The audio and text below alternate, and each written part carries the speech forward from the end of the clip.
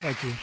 Well, thank you very much, Mr. President. Thank you for your hospitality. Thank you for your leadership. This has been a very good and very productive visit. And with your family roots in Scotland and your close bond with His Majesty the King, it's good to know that the United Kingdom has a true friend in the Oval Office. And it was so good to see the bust of Winston Churchill back in its rightful place just a moment ago. But look, in a moment of real danger around the world, this relationship matters more than ever. We remain each other's first partner in defence, ready to come to the other's aid, to counter threats wherever and whenever they may arise. No two militaries are more intertwined than ours. No two countries have done more together to keep people safe.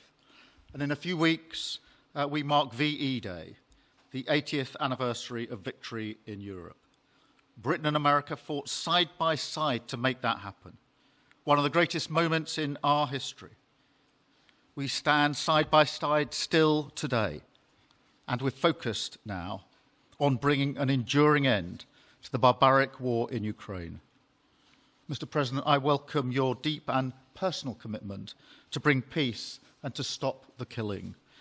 You've created a moment of tremendous opportunity to reach a historic peace deal, a deal that I think would be celebrated in Ukraine and around the world. That is the prize. But we have to get it right. There's a famous slogan in the United Kingdom from after the Second World War. That is that we have to win the peace. And that's what we must do now. Because it can't be peace that rewards the aggressor or that gives encouragement to regimes like Iran. We agree history must be on the side of the peacemaker, not the invader. So the stakes, they couldn't be higher. And we're determined to work together to deliver a good deal. We've discussed a plan today to reach a peace that is tough and fair, that Ukraine will help shape, that's backed by strength, to stop Putin coming back for more.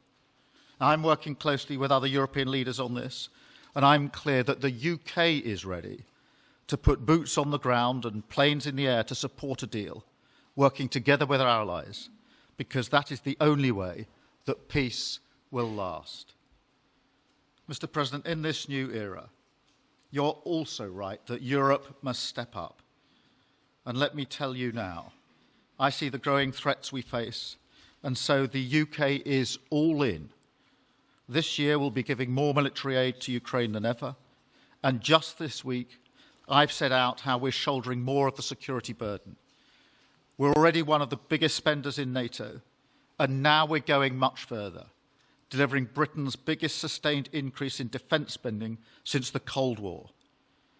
This isn't just talk, it's action, rebalancing the transatlantic alliance, making us all stronger, and standing up for our shared values and shared security, as Britain always has. And Mr. President, it's no secret we're from different political traditions, but there's a lot that we have in common. We believe it's not taking part that counts. What counts is winning. If you don't win, you don't deliver. And we're determined to deliver for the working people of Britain and America, who want and deserve to see their lives improve. So we're both in a hurry to get things done, and that's what the UK and US do when we work together. We win and we get things done. So we'll do what it takes to keep our people safe. We'll also work together to deliver some big economic wins that can benefit us both. We have a $1.5 trillion invested in each other's economies, creating over 2.5 million jobs across both economies. Our trading relationship is not just strong, it's fair, balanced, and reciprocal. We're leaders together in so many areas, ranked 1 and 2 in the world as investment destinations, 1 and 2 for universities, 1 and 2 for Nobel Prizes, 1 and 2 in golf as well, by the way. And we're the only 2 Western countries with trillion-dollar tech sectors, leaders in AI. And look, we take a similar approach on this issue. Instead of over-regulating these new technologies, we're seizing the opportunities that they offer. So we've decided today to go further, to begin work on a new economic deal with advanced technology at its core. Look, our two nations together shaped the great technological innovations of the last century. We have a chance now to do the same for the 21st century. I mean, artificial intelligence could cure cancer. That could be a moonshot for our age. And that's how we'll keep delivering for our people. There are so many opportunities. Keep our nation strong and fulfill the promise of greatness that has always defined this relationship. Finally, to underline the importance of this bond.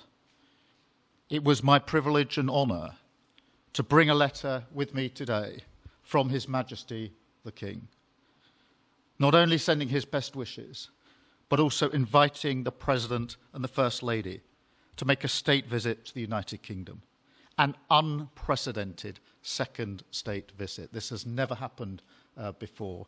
It's so incredible, it will be historic. And I'm delighted that I can go back to His Majesty the King and tell him that President Trump has accepted the invitation. So thank you. Our teams will now work together to set a date, and we look forward to welcome you in the United Kingdom. Thank you once again. Thank you very much. What a beautiful accent. I would have been president 20 years ago if I had that accent. Thank you very much. Okay, let's see here. Go ahead, please. Thank you, Mr. President. Earlier today, you told me that you believe that foreign countries pay tariffs, but Americans who are concerned about higher prices believe, as most people do, that they're paid by consumers and importers when they import things into this country. Can you explain how you came to this belief that foreign governments are paying tariffs? And for the Prime Minister, did you discuss with President Trump his repeated statements of desire to annex Canada? And has the King expressed any concern over the President's apparent desire to remove one of his realms from his control? So I'll go ahead. The first part, the tariffs are necessary because we've been treated very unfairly by many, many countries, including our friends, friend and foe. But we've been treated very unfairly in trade at levels that nobody's really ever seen before, and especially under the Biden administration, they really took advantage of the United States. I put massive tariffs on China during my 4 years. We had the best economy in the history of our country. Probably the best economy, maybe the best economy in the history of the world. And I used tariffs to even things up. And in particular with China, we took in hundreds of billions of dollars and we had no inflation. And it's a myth. It's a myth that's put out there by foreign countries that really don't like paying tariffs, and especially to even up. So we've been treated badly by a lot. We're using tariffs. And I find, and you just have to look at the numbers, but I find that it's not about inflation. It's about fairness, and the inflation for us has not existed, and I don't think it's going to exist. We're going to bring our car industry back. We're going to bring our chips back. We're going to bring so many things back to our country, including pharmaceuticals and drugs. And the thing that's going to get us there is tariffs. And I say often it's my favorite word in the dictionary, but I always preface that by saying now, because I got into a lot of trouble with the fake news where they say that's not good. So I say God, love, family, wife. They're all my favorite words, but tariff is about number 4 or 5 on the list. But I will tell you, it's going to make our country rich, and it's going to stop us from being a laughing stock all over the world. Because we have been taken advantage of like no country has ever been taken advantage of. Thank you very much. And look, we had a really good discussion, a productive discussion, a good discussion, as a result of which our teams are now going to be working together on an economic deal. Our teams are going to be working together on security in Ukraine.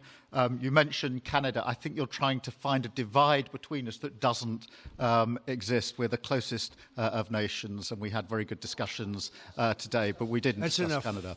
Thank you.